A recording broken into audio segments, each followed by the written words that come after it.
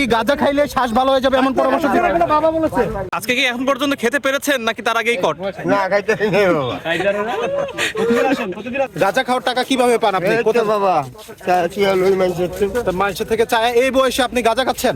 গাঁজা খাওয়ার টাকা কিভাবে পান আপনি? এই তো বাবা চিয়া লই মানছে।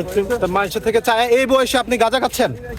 হ্যাঁ সবসময় খাই না তো। তাহলে ওই যে একটা দুইটা সিগারেট বানাই, দুজনের লগে 50 টাকা করে শেয়ার করে বানাই, একটা দুইটা সিগারেট বানাই, ওই একটা দুইটা সিগারেটই খাই। গাঁজা পান কোথায়?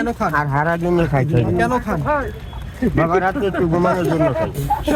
রাত্রে তো আমাদের এইভাবে শ্বাসের সমস্যা, শ্বাসের সমস্যা নিয়ে আপনি গাঁজা খাচ্ছেন? আপনি কি কোনো ডাক্তার পরামর্শ দিয়েছে? কইছিল কিন্তু অনেক আপনার উপরে ব্যাখ্যা হবে না।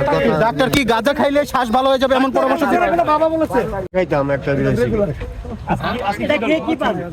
একটা সিগারেটই। আজকে কি এখন পর্যন্ত খেতে পেরেছেন নাকি তার আগেই কট? না খাইতে নেই বাবা।